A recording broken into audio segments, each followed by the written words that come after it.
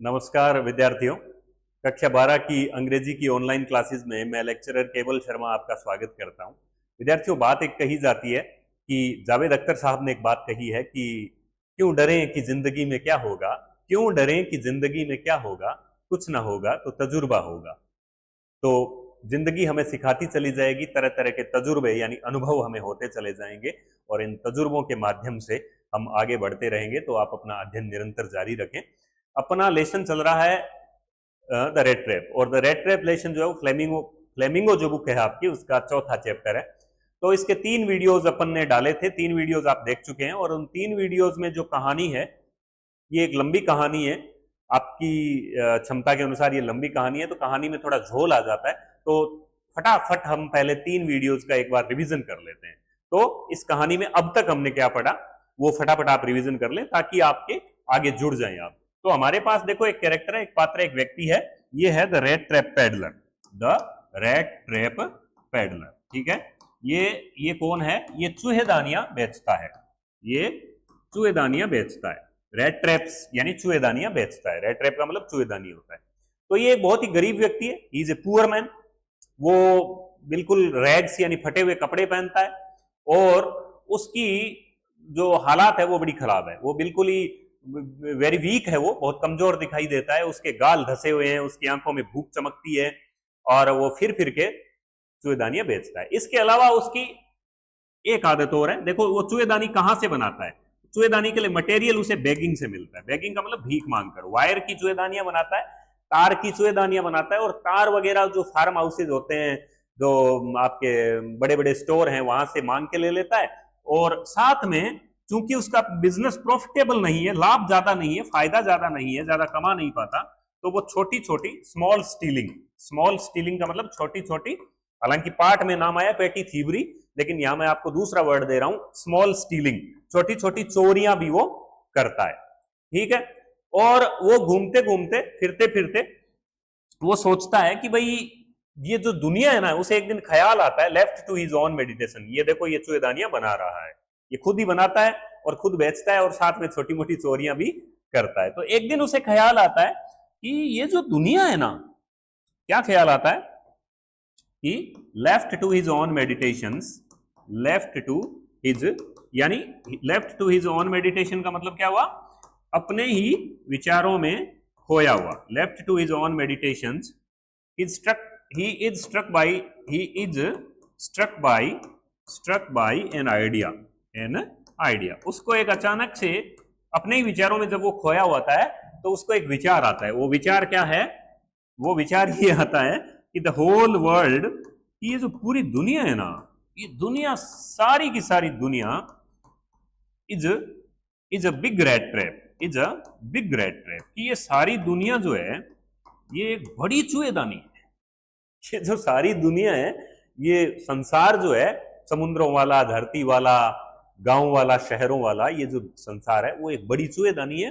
और इस बड़ी चूहेदानी के अंदर लोग फंसे हुए हैं। मतलब जिस प्रकार से एक रेड ट्रैप के अंदर एक चूहा क्यों फंसता है, वो मांस के टुकड़े के लालच में या पनीर के टुकड़े के लालच में, वो चीज या पोरक के टुकड़े के लालच में, वो जैसे ही उसको टच करता है वो क्लोज हो जाती है। और वो जो चीज और पनीर है वो सेट बेट्स यानी लालच प्रस्तुत कर रहे हैं वो। ठीक उसी तरीके से ये दुनिया भी तरह तरह के लालच प्रस्तुत करती है। ठीक है, अब लालच क्या प्रस्तुत करती है? दुनिया में धन है, रिचेज हैं, जॉयज है, खुशियां हैं, फूड है, भोजन है, क्लॉथिंग है, कपड़े हैं। इन सब तरह के लालच के अंदर आदमी रात दिन भागते फिर रहे हैं और इस रात दिन जो है इस दुनिया रूपी चूहेदानी में फंसे हुए हैं। तो ये विचार आता है उसे कि the whole world is a big rat trap. लेकिन साथ ही साथ वो खुश होता है कि कम से कम मैं तो इस तरह के लालच में नहीं फंसा हुआ हूं, मैं तो आजाद पंछी हूं, मैं तो मेरा घूमता फिरता हूं और मेरा काम करता हूं।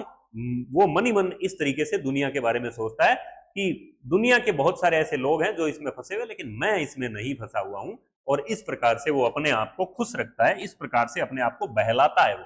ठीक है, फिर क्या होता है देखो कि अब ऐसे लोगों को घूमते घूमते, तो इसमें पहला कैरेक्टर जो है वो है द रेड ट्रैप पैडलर। पात्र कौन है? इस मुख्य पात्र जो आया वो आया red trap peddler, the red trap peddler. ठीक है, मैं फिर से बता दूं, ये रिवीजन है 3 वीडियोस का। अभी जो पीछे 3 वीडियोस डाले गए हैं, पहले उन 3 वीडियोस को देखिए, फिर उसके बाद इस तत्काल इस रिवीजन को देखिए।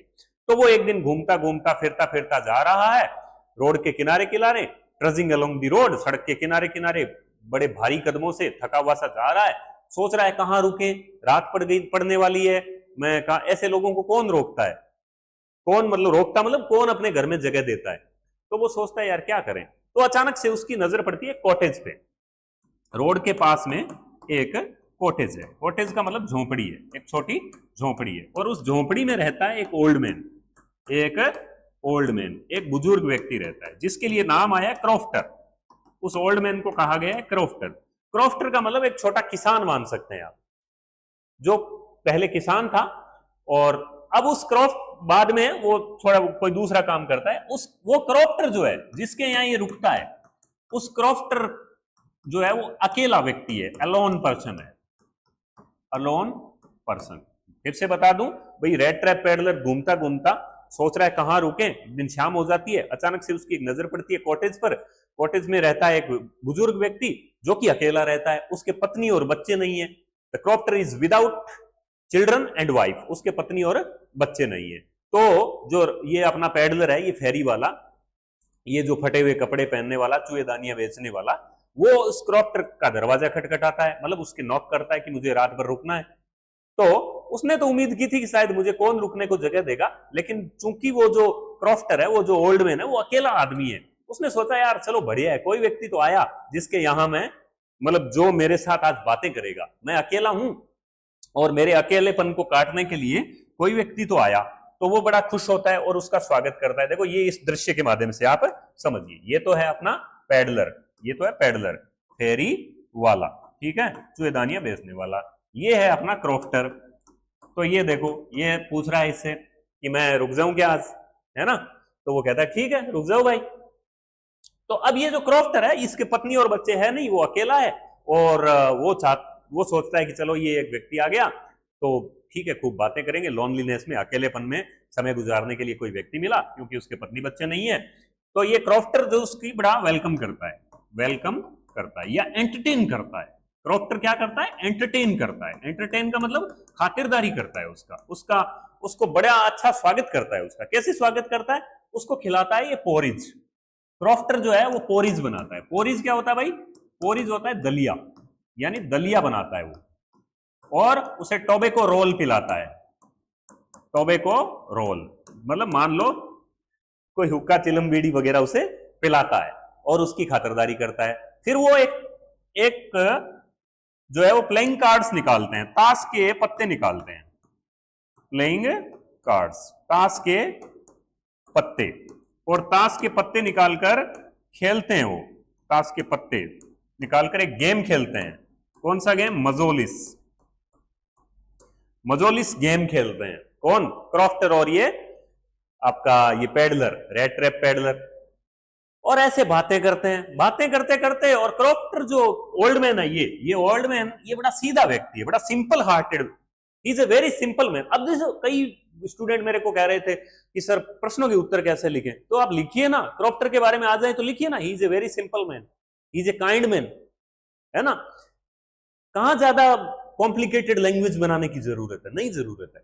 तो वो सिंपल व्यक्ति है क्रॉफ्टर, काइंड हार्टेड व्यक्ति है। तो वो बातों बातों में बातें चलती रहती है, और बातों बातों में उसे एक राज की बात बता देता है। राज की बात ये बता देता है, ये कौन, ये क्रॉफ्टर, इसको रेड ट्रैप पैडलर को, कि भाई मैं पहले तो रैम्स जो आयरन वर्क्स में काम करता था। रैम्स जो कहां काम करता था, रैम्स जो आयरन वर्क्स क्या है, ये एक लोहे की फैक्ट्री है, लोहे का कारखाना है, लोहे की मिल है, ठीक है, लोहे की मिल में काम करता था। अब मैं बूढ़ा हो गया हूं, डे लेबर कर नहीं पाता, दिन में काम नहीं होता, तो मैं अपना काम, मेरे पास एक काऊ है, ये बताता है कि मेरे पास एक एक्स्ट्राऑर्डिनरी असाधारण बोसी काऊ है। बोसी का मतलब तगड़ी सी एक गाय है, उस गाय का दूध मैं निकालता हूं और क्रीमरी यानी डेयरी वगैरह पे जाके बेच देता हूं, और उससे मुझे कुछ क्रोनर प्राप्त हो जाते हैं। क्या होते हैं क्रोनर है वहां की मुद्रा है, ये स्वीडन की कहानी है ना, ये स्वीडन की कहानी है, तो स्वीडन की मुद्रा है, करेंसी है। तो मुझे कुछ क्रोनर प्राप्त हो जाते हैं और मेरा काम चल जाता है। तो वो बताता है, ये क्रॉफ्टर जो है ये इसको बता देता है, इसको क्या बता देता है कि मेरे पास जो गाय है ना उससे मैंने पिछले महीने ही लास्ट मंथ ही 30 क्रोनर कमाए हैं, 30 क्रोनर कमाए हैं। कितने? ये कहता है कि मैंने पेमेंट के रूप में दूध के पेमेंट के रूप में मैंने 30 क्रोनर कमाए हैं। तो ये जो पेडलर है ये ऐसे यकीन नहीं करता, उसके चेहरे पर इनक्रेडुलस के भाव आते हैं, अविश्वास के भाव आते हैं, ऐसे ऐसे वो रिएक्ट करता है जैसे ऐसे प्रतीत हो, मतलब इस बेचारे ये सीधे आदमी को लगता है कि शायद इसको भरोसा नहीं हुआ है। तो वो उठता है, उठ के खड़ा होता है, खड़ा होकर जैसे ये मान लो ये विंडो है, यहाँ शीशा लगा हुआ है, यहाँ पर उसका एक लेदर पाउच लटका था एक कीले के ऊपर, लेदर पाउच उतारता है वो, बटुआ मान ले, लेदर पाउच उतार के और उसमें से 10 क्रोनर के, कितने क्रोनर थे? 30 क्रोनर, 10 क्रोनर के, 10 क्रोनर के 3 नोट उसमें ठूस के डाले हुए थे, वो निकालता है बाहर उस लेदर के पाउच में से और इसको दिखाता है रेड ट्रैप पैडलर को कि ये देखो, ये रहे, यानी इसको यकीन दिलाने के लिए, विश्वास दिलाने के लिए, और वापस से वो दिखा के और वापस से उस पाउच में डाल देता है और पाउच को वहीं पर टंगा देता है। फिर वो कई देर बातें करते हैं, सो जाते हैं और अगले दिन सुबह जल्दी उठ जाते हैं। जल्दी उठकर रेड ट्रैप पैडलर को तो अपने काम पे निकलना था, चूहेदानियां बेचने, और क्रॉफ्टर को कहां निकलना था? क्रॉफ्टर को अपनी गाय का मिल्क निकालकर और बेचने जाना था। तो दोनों जल्दी जल्दी एक साथ ही वहां से रवाना हो जाते हैं। लेकिन चूंकि मैंने बताया कि इसका एक और काम क्या है, इसका काम एक और है स्टीलिंग। रेड ट्रैप पैडलर का एक और काम क्या है? स्टीलिंग, चोरियां करता है। और इसने रात को देख रखे हैं 30 क्रोनर बेचारे इस भोले आदमी ने, सीधे आदमी ने, सिंपल आदमी ने दिखा दिए इसे। तो ये तो अपना दूध बेचने चला गया, ये थोड़ी दूर निकला तो इसके साथ ही था, पर ये थोड़ी दूर जाके रास्ता बदल के और वापस आ जाता है।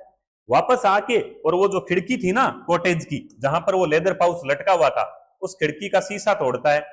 शीशा तोड़कर हाथ डालता है अंदर और वो जो लेदर का पाउच है वो पाउच निकाल लेता है। ये देखो, ये हाथ डाला है इसने अंदर और ये लेदर का पाउच है, शीशा तोड़ा है। तोड़कर किसने? पैडलर ने, red trap peddler, red trap peddler. अच्छा, इस रेड ट्रैप पैडलर के कई कई नाम आए हैं, कई कई शब्द आए हैं, मतलब इसके लिए क्या क्या शब्द आएंगे? पैडलर आ गया, ठीक है, ये देख लें आप। स्ट्रेंजर आ गया, स्ट्रेंजर आ गया। ट्रैप आएगा, ट्रैप भी इसके लिए आएगा। रैग मफिन आएगा, रैग मफिन, और भी आएंगे, बता देंगे आगे। तो इस प्रकार से ये सारे शब्द इसी के लिए आए। किसके? तो ये जो पैडलर था, चूहेदानी बेचने वाला व्यक्ति था, वो छोटी मोटी चोरियां करता है। थोड़ी देर बाद वो दोनों साथ निकले थे और थोड़ी देर बाद आके इस खिड़की का पैन यानी शीशा तोड़ता है, स्मैश करता है और उसमें हाथ डालता है। हाथ डालकर ये पाउच निकालता है और पाउच में से ये जो 30 क्रोनर थे वो निकाल कर अपनी जेब में ठूंसता है और वापस उस पाउच को वहीं टांग देता है और सड़क रवाना हो जाता है। वो मनी मन बड़ा खुश होता है कि देखो, मैंने क्रॉफ्टर के जो क्रोनर थे 30 क्रोनर वो तो मैंने चुरा लिए। बड़ी अपनी स्मार्टनेस पे, अपनी होशियारी पे बड़ा प्लीज्ड होता है, बड़ा खुश होता है। लेकिन रोड जा रहा है, वो मेन हाईवे से जा रहा है और मेन हाईवे से जाते जाते अचानक उसे ख्याल आता है कि यार ये मामला खतरनाक है। क्यों? क्योंकि मैंने 30 क्रोनर चुराए हैं और मैं पब्लिक हाईवे से जा रहा हूं, और अगर मैं यहां देखो, कहानी को समझना आप, और पब्लिक हाईवे से मैं जा रहा हूं, मेन रोड से मैं जा रहा हूं, 30 क्रोनर मैंने चुराए हुए हैं। किसके? उस क्रॉफ्टर के, उस किसान के, उस बेचारे बूढ़े आदमी के जिसने उसे पोरिज खिलाया था, जिसके साथ वो गेम खेले थे मजोली, टोबैको, हुक्का, चिलम पानी पिलाया था। तो वो सोचता है कि यार ये मामला गड़बड़ है, पब्लिक हाईवे पर मुझे कोई मिल सकता है, तो उसे थोड़ा रिस्क लगती है। तो अपने सेफ्टी के लिए, अपनी सुरक्षा के लिए वो पब्लिक हाईवे छोड़ देता है और हाईवे जो है वो हाईवे के साइड में जंगल था, तो वो जंगल से यानी वुड से, फॉरेस्ट से होके गुजरता है। वो सोचता है कि चलो थोड़ी दूर इस जंगल में से निकल जाते हैं और इस जंगल में से निकलकर आगे चले जाएंगे, और ये है आपका फॉरेस्ट, वुड्स। इसमें से निकलते हैं और इसमें से निकलकर चले जाएंगे। तो वो रोड छोड़ देता है, मान लो ये रोड है, इस रोड को छोड़ देता है और वो जंगल के अंदर प्रवेश कर जाता है कहीं। क्यों? So that he can not be caught, ताकि उसको पकड़ा ना जा सके, because he had stolen 30 kronors of the crofter, क्योंकि उसने क्रॉप्टर के 30 क्रोनर चुराए हैं।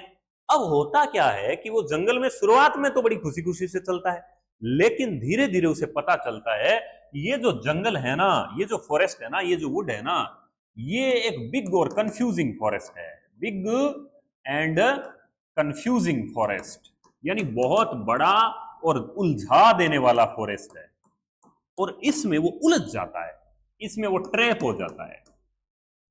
और होता क्या है, वो घूमता है फिरता है, घूम फिर के वहीं आ रहा है, जंगल का कोई एंड ही नहीं है। तो समय बीतता चला जाता है, बीतता चला जाता है, time passes and passes, but he can not escape the woods. लेकिन वो जंगल से बाहर नहीं आ सकता, वो घूमता है फिरता है, फिर उसे पता चलता है कि यार मैं तो घूम फिर के उसी जगह पे आ रहा हूं, वहीं उलझ जा रहा हूं, इन द सेम डायरेक्शन। तो सुबह से दोपहर हो जाती है, दोपहर से शाम हो जाती है, लेकिन वो जंगल में इस तरह से उलझता है कि उससे बाहर नहीं निकल पाता। तब उसे पता चलता है कि यार गड़बड़ हो गया मामला। क्यों?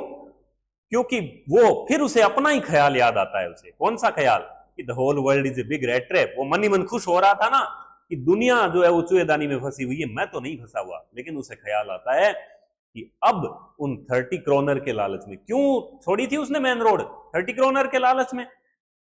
तो यार मरवा दिया मैंने उस 30 क्रोनर के लालच में, मैं भी चूहेदानी में फंस गया हूं, इस जंगल रूपी चूहेदानी में फंस गया हूं। और शाम हो जाती है, वो घूमता रहता है, थक जाता है बुरी तरीके से। ये जंगल है और जंगल में आखिरकार थक हार के वो बैठ जाता है। शाम होने लगती है, अंधेरा लगभग, darkness is descending over the forest, अंधेरा लगभग जंगल पर उतर रहा है, और वो निराश हो जाता है, थक जाता है बुरी तरीके से, इतना थक जाता है कि यार मरेंगे अब तो थक हार के वो बैठ जाता है। जंगल से, इस फॉरेस्ट से, इस वुड से, इससे निकलने का कोई रास्ता, there is no way out, because it is this forest is impenetrable prison. Impenetrable prison यानी इम्पेनिट्रेबल यानी जिसको भेदा ना जा सके, एक ऐसा जंगल है ये। तो वो सोचता है यार, वो निराश होकर, डिसअपॉइंटेड होकर, थक हार कर बैठ जाता है। लेकिन और लेटता है वो, और लेटता है, और अपना कान उसके जब जमीन से टच होता है तो उसे कुछ आवाजें सुनाई देती है। और आवाजें क्या है? वो आवाजें हैं हैमर स्ट्रोक की। हैमर स्ट्रोक्स, हैमर स्ट्रोक्स क्या होते हैं? हथौड़ों की आवाज है, बड़े बड़े हथौड़े, हैमर स्ट्रोक्स, बड़े बड़े हथौड़े चल रहे हैं, हथौड़ों से लोहे को पीटा जा रहा है, तो थंपिंग की आवाज आ रही है, हार्ड रेगुलर थंपिंग, धम धम, है ना। राजस्थानी में जैसे कहते हैं कि धमीड़ बज रहे हैं, तो उसके कान में जमीन से जब कान टच होते हैं तब पता चलता है। तो उसे, वो सोचता है यार कहीं ना कहीं जरूर कोई लोहे का काम हो रहा है, लोहे का कारखाना है। और वो लड़खड़ाता हुआ, थका हुआ, उस लोहे के कारखाने की तरफ चल पड़ता है कि कहीं ना कहीं आसपास में आयरन मिल है, लोहे का कारखाना है, और लोहे का कारखाना है, आयरन मिल है, फैक्ट्री है, तो वहां निश्चित रूप से देयर विल बी पीपल, वहां पर लोग होंगे, और जो लोग होंगे तो मैं बच जाऊंगा, मेरे बचने का रास्ता हो जाएगा। नहीं तो इस जंगल में रात को पता नहीं कौन आएगा, शेर आएंगे, बाघ आएंगे, खा जाएंगे मार के। तो उसे एक उम्मीद की किरण, अ रे ऑफ होप, आशा की किरण दिखाई देती है, और वो थका हारा था जरूर था, लेकिन वो लड़खड़ाता हुआ उस आवाज की तरफ, उस साउंड की तरफ चल पड़ता है। कौन से साउंड की तरफ? जो लोहे के हथौड़ों को लोहे से पीटने की, जो लोहे को हथौड़ों से पीटने की जो आवाजें आ रही थी, उस डायरेक्शन में वो चल पड़ता है। अच्छा, वो जो आवाजें हैं वो कहां से आ रही थी? वो आवाजें आ रही थी एक फैक्ट्री से, पास ही में, मतलब थोड़ी दूर पर एक फैक्ट्री थी। मान लो ये फैक्ट्री है, उस फैक्ट्री का मतलब मिल थी, उस मिल का नाम है रैम्स जो आयरन मिल। रैम्स जो आयरन मिल, यहां जाता है वो, यहां से अपना तीसरा पार्ट शुरू हुआ था, तीसरा भाग शुरू हुआ था। कंफ्यूजन आपको ज्यादातर जो स्टूडेंट है वो कह रहे हैं कि हमें तीसरे पार्ट में कंफ्यूजन इसलिए होता है कि जब लेखक क्या है, डिस्क्रिप्शन बताने लग जाता है ना, कि ये देखो, ये पंखा है, ये वो है, ये मेरे सामने में, जैसे मैं बताने लगा हूं, मेरे पास कैमरा है, ये है वो, तो कहानी आगे नहीं बढ़ती। और जब कहानी आगे नहीं बढ़ती तो जो पाठक होता है, रीडर होता है, वो कंफ्यूज हो जाता है, बोरिंग महसूस करने लगता है। तो जब लंबी कहानी होती है तो कहानी का जो प्लॉट है, कहानी का जो भाग है, कथानुमा भाग, कथानक, वो झोल खाने लगता है। तो वो थका हारा उस आवाज की तरफ जाता है, और वो आवाज कहां से आ रही थी? वो रैम्स जो आयरन मिल से आ रही थी। और ये रेम्स जो आयरन मिल है लोहे का, आप मान लीजिए सीधी भाषा में कि लोहे का कारखाना है ये। अब देखो लोहे का कारखाने का क्या काम होता है भाई? लोहे के कारखाने में काम होता है कि जो खनिज से निकला है लोहा, उस लोहे को, इसको रॉ मटेरियल है, पिग आयरन कहते हैं जिसको, वो पिग आयरन जो है वो बड़ी बड़ी भट्टियों में पिघलाया जाता है, तपाया जाता है, गर्म किया जाता है। और जब गर्म करेंगे तो वहां खूब सारे आइटम चाहिएंगे, कोयला चाहिएगा, बड़ी बड़ी भट्टियां होगी, बहुत सारे लोग होंगे। वो काम वहां चलता था कहां पर? रेम्स जो आयरन मिल में। ठीक है, तो वो रेम्स जो आयरन मिल में जाता है वहां पर। अब वहां रेम्स जो आयरन मिल, मान लो जी ये बाहर से दिख रही है आपको, ठीक है, ये बाहर से रेम्स जो आयरन मिल दिख रही है। ये थोड़ी अंदर से देख लेते हैं। ये रेम्स जो आयरन मिल, जब लेखक ने, राइटर ने, सेल्मा लेज़रलोफ ने जो अंदर से उसका जब विवरण दिया तो आप कंफ्यूज हो रहे हैं। तो अब उस, जब वो लड़खड़ाते हुए फिरते फिरते इस रेम्स जो आयरन मिल तक वो पहुंच गया। कौन? वो फेरी वाला, चूहेदानी वाला, रेड ट्रैप पेडलर, ट्रैम्प, वेगाबोंड। एक शब्द वेगाबोंड भी आया है इसके लिए। वेगाबोंड क्या होता है? घुमक्कड़ प्राणी। तो वो जो वेगाबोंड था, वो रेड ट्रैप जो पेडलर था, वो घूमता घूमता यहां पहुंच जाता है। अब यहां क्या है? शाम हो चुकी है। ये तस्वीर तो आपको साफ दिखाई दे रही है, लेकिन अंधेरा हो चुका है। बाहर थोड़ी थोड़ी बारिश हो रही है, तेज हवा चल रही है उत्तर से, शार्प नॉर्थ विंड आ रही है, और वो उसके फटे हुए कपड़े हैं रेड ट्रैप पेडलर के, वो बुरी तरह से भीगे हुए हैं, ठंड मर रहा है। वो सोच रहा है यार कहीं अंदर जगह मिल जाए तो घुस जाऊं कहीं पर। और थोड़ा बहुत जब आपको ठंड लगती है तो आपको आग की, फायर की जरूरत पड़ती है कि मैं तपाऊं अपने पास। अब अंदर क्या है? रेम्स जो आयरन जो मिल थी, ये रेम्स जो आयरन मिल जो है, रेम्स जो आयरन मिल, इस रेम्स जो आयरन मिल के अंदर खूब सारा शोर हो रहा था। किस किस का शोर हो रहा था? जो कोल है, कोयला, भट्टियों में, भट्टी यानी फर्नेस, फर्नेस। और फोर्ज शब्द आया बार बार, फोर्ज, कारखाना। कारखाने के अंदर दो लोग बैठे थे, मुख्यतया दो लोग, और भी बहुत सारे लोग होंगे लेकिन स्टोरी में दो लोगों का नाम आया। एक तो था मास्टर ब्लैकस्मिथ। कौन था? Master blacksmith. मास्टर ब्लैकस्मिथ कौन है? मास्टर ब्लैकस्मिथ, मास्टर ब्लैकस्मिथ का मतलब है फैक्ट्री का इंचार्ज। इस पूरी फैक्ट्री का इंचार्ज, मालिक नहीं, ध्यान रखें, मालिक के लिए शब्द आएगा आयरन मास्टर। मास्टर ब्लैकस्मिथ कौन है? फैक्ट्री का इंचार्ज है, फैक्ट्री का देखरेख करता है, फैक्ट्री में काम उसी के अंडर में चलता है। मालिक परमानेंटली हमेशा वहां फैक्ट्री में मौजूद नहीं होता। तो वहां शोर हो रहा था, कोयला डाला जा रहा है, मशीनें चल रही है, हथौड़ा पीटे जा रहे हैं, लोहा गर्म बाहर निकाला जा रहा है, ठंडा लोहा अंदर जा रहा है, और रात का समय, लाइट पूरी है नहीं, अंधेरा है, ज्यादा प्रकाश नहीं है, और इस तरीके के ऊपर से बारिश की बूंदें भी छत पर गिर रही है, टाइलों पर, उनकी पटपट की आवाजें आ रही है। इन सब शोर के अंदर आयरन मास्टर ने गेट खोला और चुपके से अंदर घुस गया। ब्लैकस्मिथ ने, मास्टर ब्लैकस्मिथ ने उसे देखा जरूर, लेकिन उस पर नजर तक, बस सिर्फ नजर भर डाली, उसे बोला नहीं। और ये जो रेड ट्रैप पेडलर था, ये किस लिए आया था? ये तो वहां रुकने के लिए आया था। तो ये भी चुपचाप जाकर, और जो है वो भट्टी के करीब जहां आग थी, क्योंकि ये भीगा हुआ था, वहां अपने आप को लेट जाता है गर्म करने के लिए, और उससे परमिशन जरूर मांगता है। जो मास्टर ब्लैकस्मिथ है उससे अनुमति मांगता है कि मैं यहाँ रुक जाऊं क्या, लेकिन मास्टर ब्लैकस्मिथ वो तो चूंकि इतनी बड़ी फैक्ट्री का इंचार्ज है, मालिक नहीं है। फिर बता देता हूं, मालिक आयरन मास्टर है, आयरन मास्टर शब्द आएगा मालिक के लिए। लेकिन वो उससे क्या बात करे, वो खाली सिर हिला के अनुमति देता है कि ठीक है, और वो रुक जाता है वहां पे, और इस तरीके से वहां काम चलता रहता है। लेकिन अब पहले इसके अंदर देख लेते हैं, अंदर से कैसी है ये रेम्स जो आयरन मिल। ठीक है, ये देखो आप, ठीक है, ये काम चल रहा है। ये मतलब छोटे, ये प्रतीक है, ऐसे उदाहरण दिए आपको। ये कुछ काम चल रहा है, ये मास्टर ब्लैकस्मिथ मान लो, ये उसका साथी अप्रेंटिस जो उसके वहां काम कर रहा है वो मान लो, ये इस तरीके की भट्टियां वगैरह। थोड़ा और अंदर से देख लो इसको, ठीक है, दिख रहा है आपको? ये देखो आप, ये देखो, ये लोहा जो है वो गर्म हो रहा है, ठीक है, तपाया जा रहा है, इस तरीके की ये भट्टी तप रही है, दिख रही है आपको? और ये देखो आप, ये एक और व्यक्ति काम कर रहा है, ये मास्टर ब्लैकस्मिथ मान लो आप, ये लोहे की फैक्ट्री मान लो आप अंदर से। तो इसके अंदर वो जाके ठहर जाता है, ठीक है।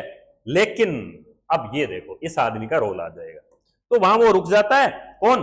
अपना पेडलर, अपना चूहेदानी वाला, अपना फेरी वाला। और वो ऐसे लेट जाता है कि ठीक है यार, नहीं बोल रहे हैं तो कोई बात नहीं है, सुबह निकलेंगे। लेकिन होता क्या है, इस फैक्ट्री का मालिक जो है, रेम्स जो आयरन मिल का मालिक, जिसका नाम तो नहीं आया पर आयरन मास्टर कहेंगे। आयरन मास्टर का मतलब ही लोहे का काम करने वाला, iron master, the iron master, the iron master. ये इस फैक्ट्री का मान लो सेठ है, मालिक है, ओनर है, पूरी करोड़ों की फैक्ट्री है भाई इसकी। ये आया है इंस्पेक्शन के लिए, निरीक्षण के लिए कि भाई मेरी फैक्ट्री में काम चल रहा है कि नहीं चल रहा है, आलस्य में तो नहीं बैठे हैं, काम सही से हो रहा है कि नहीं हो रहा है। ये आया है नाइटली राउंड ऑफ इंस्पेक्शन, क्योंकि ये चाहता था कि मार्केट में बढ़िया लोहा जाए। बढ़िया लोहा तभी जाएगा जब फैक्ट्री के वर्कर सही तरीके से काम करेंगे। तो ये जांच करने आया हुआ है, अपनी फैक्ट्री का निरीक्षण करने आया है। और फैक्ट्री का जब निरीक्षण करने आया तो ये तो फैक्ट्री का मालिक है ना, तो इसकी नजर पड़ती है किस पर? अपने उस रेड ट्रैप पर, रेड ट्रैप पेडलर पर, जो चूहेदानियां बेचने वाला व्यक्ति है, उस पर नजर पड़ती है। वो अपनी गोल सी टोपी लगाकर, और वहां गोल सी स्लाउच हैट है, वो टोपी जो है वो अपने मुंह पे लगा के और वो आराम से सोया हुआ है। तो ये जब फैक्ट्री का मालिक है, ये शेठ जब आता है, ये देखता है यार ये व्यक्ति कौन है, ये कौन सोया हुआ है यहाँ। तो उसके वो करीब जाता है और उसके करीब जाकर उसकी टोपी उठाता है, और टोपी उठाते ही देखता है तो उसे गलतफहमी हो जाती है। इसको, इस लोहे वाली फैक्ट्री के मालिक को, आयरन मास्टर को एक मिसअंडरस्टैंडिंग हो जाती है, मिसअंडरस्टैंडिंग, ठीक है, गलती हो जाती है, मिस्टेक हो जाती है। क्या मिस्टेक हो जाती है कि ये जो रेड ट्रैप पेडलर है ना, इसको अपना पुराना दोस्त समझ लेता है, अपना एक्वेंटेंस समझ लेता है। एक्वेंटेंस का मतलब होता है परिचित समझ लेता है, अपना जानकार समझ लेता है। और कौन सा जानकार? मान लो आपका कोई फ्रेंड है रमेश, और आप गए मान लो कोई जगह पर, और वहां कोई रमेश के जैसा आदमी दिखा और आपने उसे रमेश कहकर पुकारा ऐसे, तो ये आयरन मास्टर जो है उस पैडलर को अपना एक एक्वेंटेंस समझ लेता है। क्या समझ लेता है? एक्वेंटेंस, परिचित समझ लेता है। किसको? उस फेरी वाले को, उस पैडलर को, उस रेड ट्रैप पैडलर को, उस वेगाबाउंड को। और कहता है नील सोलोफ। अरे जैसे ही वो टोपी हटाता है ना उसकी, कहता है अरे नील सोलोफ, ये हो तुम, ये तो तुम नील सोलोफ हो, तुम्हारी ये हालत कैसे हो गई? मतलब तुम ऐसे कैसे दिखाई दे रहे हो? तो यहां पर इस रेड ट्रैप पैडलर का, इस चूहेदानी वाले व्यक्ति का फर्ज बनता था, ड्यूटी बनती थी, कर्तव्य बनता था कि ये इस बेचारे आयरन मास्टर को बताता कि देखो सेठ जी, आयरन मास्टर जी, आपने मुझे नील सोलोफ जरूर समझा है, पर मैं नील सोलोफ नहीं हूं, आपको मिस्टेक हुआ है, आपको गलती हुआ है, आपको गलतफहमी हुई है। तब तो बात खत्म थी। लेकिन जो आयरन मास्टर, जो रेड ट्रैप पैडलर है आपका, चूहेदानी वाला, फेरी वाला व्यक्ति है, वो तो बड़ा चालाक व्यक्ति है ना, होशियार व्यक्ति है ना, अपने आप को बहुत होशियार समझता है ना, छोटी मोटी चोरियां करता है, उसके मन में लालच आ जाता है, यार इतना बड़ा सेठ है, मुझे अपना परिचित समझ रहा है गलती से ही, तो मैं इसे क्यों बताऊं मैं तुम्हारा परिचित नहीं हूं। क्यों? क्योंकि अगर मैं नहीं बताऊंगा तो इतना बड़ा सेट है, मेरी हालत बुरी, दयनीय, मिजरेबल कंडीशन जो है मेरी, उसको देखकर क्या पता दया आ जाए और मुझे कुछ एक क्रोनर, यानी कुछ धन, कुछ मनी, कुछ दे दे गिफ्ट के अंदर, मेरी मदद कर दे, और मुझे फ्री में ही, पॉकेट में ही कुछ और क्रोनर मिल जाएंगे। 30 और क्रोनर तो वो ऑलरेडी चुरा चुका है। तो ये लालच आ जाता है किसके मन में? पैडलर के मन में, फेरी वाले के मन में, चूहेदानी वाले के मन में। और वो अपनी जो आइडेंटिटी है, अपनी जो ट्रू आइडेंटिटी है, वो बताता नहीं है, डिसीव करता है, उसको अनडिसीव नहीं करता, खोलता नहीं है, अपने डिस्क्लोज नहीं करता अपनी पहचान, इस लालच में कि क्या पता मेरे को कुछ और धन राशि जो है वो मिल जाए। तो उसे गोलमोल जवाब देता है। जब ये कहता है ना सेठ, अरे तुम तो नील सोलोफ हो, तुम्हारी ये हालत कैसे हुई? तो वो ये नहीं कहता मैं नील सोलोफ नहीं हूं, आपको गलतफहमी हुई। वो कहता है हाँ बस ऐसे ही, गोलमोल जवाब देता है। अब जवाब क्या दे, क्योंकि उसे पता नहीं है उसे क्या समझा जा रहा है। आयरन मास्टर रियल में उसका कोई फ्रेंड नहीं था, आयरन मास्टर को गलतफहमी हुई थी, तो वो कहता है बस ऐसी गोलमोल जवाब देता है कि हाँ बस भगवान जाने, God knows things went downhill with me, मेरे साथ चीजें खराब हो गई, भगवान जाने। तो आयरन मास्टर कहता है कि कोई ना, कोई बात नहीं, समय बुरा आ गया होगा तुम्हें यार, मतलब वो कहता है आयरन मास्टर कि तुम्हें you should not have resigned from the regiment, तुम्हें रेजिमेंट से, सेना की टुकड़ी से तुम्हें इस्तीफा नहीं देना चाहिए था, यही तो गलती की तूने। वो कहता है आयरन मास्टर कि अगर मैं उस समय सेना में होता, मैं उस समय तक सेना में होता, तो मैं तुम्हें इस्तीफा नहीं देने देता। तो बात समझ रहे हैं आप? बात ये है कि ये पहले सेना में थे, ये सेठ जी, ये आयरन मास्टर, ये रिटायर वगैरह होके आ गए और इन्होंने फैक्ट्री कर ली। और उनकी सेना में उनका एक साथी था, ओल्ड एक्वेंटेंस था, ओल्ड रेजिमेंटल कॉमरेड शब्द आया है, old regimental comrade, old regimental comrade. उनकी सेना में उनका एक सेना का साथी था जिसका नाम था नील सोलोफ, उनका फ्रेंड था, उनका परिचित था, ओल्ड रेजिमेंटल कॉमरेड था, ठीक है।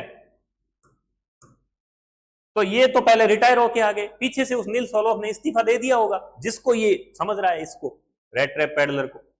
तो उसने कहा कि इसने रेड ट्रैप पैडलर ने कि आपको you should not have resigned from the regiment, आपको इस्तीफा नहीं देना चाहिए था यार, आपने इस्तीफा दे दी तभी तो ये हालत हुई, नौकरी छोड़ दी सेना की, मैं साथ होता ना तब तक तो मैं इस्तीफा नहीं देने देता। खैर छोड़िए, उसने कहा, किसने? आयरन मास्टर ने, सेठ ने, कुछ छोड़िए, नील सोलोफ समझ लिए ना। नील सोलोफ कौन था? कैप्टन था, कैप्टन वॉन स्टाल। यहां बात आपकी उलझती है, मुझे पता चल रहा है कि सेना का एक साथी है उसका, इस आयरन मास्टर का, नील सोलोफ, जिस इसको रेड ट्रैप पैडलर को इसने नील सोलोफ समझ लिया है गलती से। तो वो कहता है कि चलो कोई बात नहीं, तुम सेना छोड़ के आ गए, अब जो भी हालत खराब हुई, अब क्रिसमस का त्योहार है, ये बातचीत जब हो रही है तो क्रिसमस के त्योहार से 1-2 दिन पहले हो रही है। क्रिसमस एक बहुत बड़ा फेस्टिवल है क्रिश्चियंस का, ईसाइयों का। तो आयरन मास्टर कहता है कि तुम छोड़ो यार, तुम मेरे परिचित हो, तुम मेरे घर चलो और वहां पर क्रिसमस की हम बढ़िया तुम्हारी खातिरदारी करेंगे। तो फिर जो है पैडलर के मन में फिर से उसका दिमाग चलता है कि अरे नहीं यार, इसके घर जाना, ये तो फैक्ट्री का मालिक है, वहां घर जाएंगे पता नहीं क्या दिक्कत हो जाएगी, मेरे जेब में तो चुराए हुए पैसे हैं, चुराए हुए 30 क्रोनर है, ये तो उसके घर जाना तो शहर की गुफा में जाने के समान है, अपने आप को क्यों शहर के मुंह में दे। तो उसे ख्याल आता है कि मैंने गलती कर दी, बस उसने कहा नहीं मैं नहीं जाऊंगा, वो मना कर देता है, रेड ट्रैप पैडलर मना कर देता है कि मैं घर नहीं जाऊंगा। अब ये बेचारा इसको पुराना फ्रेंड समझ रहा है, समझ क्या रहा है, ये तो गलती पर, ऐसे पता थोड़ी है कि ये फ्रेंड नहीं है मेरा, मतलब ओल्ड एक्वेंटेंस नहीं है, सेना का साथी नहीं है। ये सोचता है कि यार ये जो व्यक्ति है ये बड़ा गरीब सा दिखाई दे रहा है, इसकी हालत खराब है, कपड़े फटे हुए हैं, इसलिए इसको शर्म आ रही है, एम्बेरेस कर रहा है, शर्म आने के कारण ये मेरे घर जाने से मना कर रहा है। तो ये बताता है कि देखो, आयरन मास्टर बताता है पैडलर को कि तुम्हें शर्माने की, एम्बेरेस करने की कोई जरूरत नहीं है, वैसे मेरे घर पे कौन है, कोई है ही नहीं, एलिजाबेथ जो मेरी पत्नी थी वो तो, उसका तो स्वर्गवास हो चुका है, शी इज ऑलरेडी डेड, वो तो मर चुकी है, मेरे बॉयज लड़के जो हैं वो अब्रॉड रहते हैं, विदेश रहते हैं, घर पे कोई है ही नहीं, सिर्फ मैं हूं और मेरी पत्नी है, मेरी बेटी है, और बेटी का नाम क्या है? एडला विल्मनसन, जो अभी कहानी में आगे आएगी। मेरी बेटी एडला विल्मनसन है और मैं हूं, 2 लोग हैं, तो तुम्हें इतना, मेरा कोई बड़ा जैसा घर नहीं है, तुम ऐसे शर्माओ मत, तुम चलो यार मेरे साथ, नील सोलोफ। लेकिन जो चुएदानी वाला है, फेरी वाला है, वो सोचता है नहीं यार गड़बड़ हो गई, नहीं जाऊंगा, मन ही मन सोचता है, वो मना कर देता है, नहीं नहीं नहीं मैं नहीं जाऊंगा। वो कई बार कोशिश करता है ये पैडलर को मनाने की कि तुम चलो यार, क्रिसमस का भोजन मनाया हुआ है, क्रिसमस साथ में मनाएंगे, लेकिन जो आपका है पैडलर, रेड ट्रैप पैडलर, वो he refuses and refuses and refuses, he says no no and no, वो मना करता है और मना करता है, वो नहीं जाता है। क्यों नहीं जाता है? बिकॉज ही इज अफ्रेड, वो डरा हुआ है, because he has stolen 30 kroner that are in his pockets, वो उसकी जेब में है 30 क्रोनर चुराए हुए। वो सोचता है छोड़ो यार गड़बड़ हो जाएगी, मैं यहाँ सोने आया था, कहाँ फंस गए, नहीं जाएंगे। अब वो बता नहीं सकता क्योंकि बात मुंह से निकल गई ना उसके, पहले बताया नहीं कि मैं नील सोलोफ नहीं हूं, तो बता वो सकता नहीं, तो उसने मना कर दिया मैं आपके घर नहीं जाऊंगा। लेकिन आयरन मास्टर 2-3 बार उसको मनाने की कोशिश करता है कि चलो यार, क्योंकि वो तो बेचारा उसको अपना मित्र समझ रहा है, अपना ओल्ड रेजिमेंटल कॉमरेड, सेना का साथी समझ रहा है।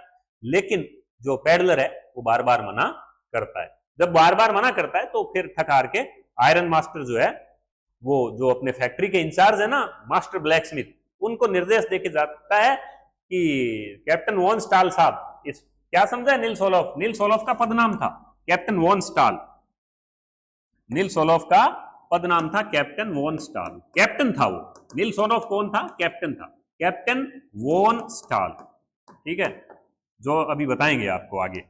तो उसको कहता है अपने मास्टर ब्लैक स्मिथ को, आयरन मास्टर इंचार्ज को, फैक्ट्री वाले को, कि कैप्टन साहब आज यहीं रुकेंगे, मैं जा रहा हूं, मैं तो निकल रहा हूं, कैप्टन साहब तुम्हारे यहाँ कारखाने में, फोर्ज में, भट्टी में, लो कारखाने में ही रुकेंगे। और ऐसा कहकर वो एडिया घुमाता है और चला जाता है। लेकिन जो ब्लैक स्मिथ है, मास्टर ब्लैक स्मिथ, जो फैक्ट्री का इंचार्ज है, उसे पता है कि बात अभी खत्म नहीं हुई है, बात यहीं पर समाप्त नहीं हुई है। क्यों? क्योंकि अभी और कुछ होने वाला है। तो यहां तक का भाग अपन ने पढ़ा था, जिसका कि मैंने फटाफट आपको रिवीजन करवाया है, ठीक है। पहले 3 वीडियो इंस्टॉलेशन के देखिए, उसके बाद ये रिवीजन देखिए, और उसके बाद आगे का 5 नंबर वीडियो आप देखिएगा। बीच में अगर आप वीडियोस देखेंगे या बीच में से कोई चीज देखेंगे तो you will not be able to understand, आप समझने में कामयाब नहीं हो पाएंगे। तो सीक्वेंस से, क्रम से देखते रहिए, और इसके बावजूद आपको कोई पर्टिकुलर चीज नहीं समझ आती है तो इन्फॉर्म मी, मुझे अवगत कराइए। Thank you.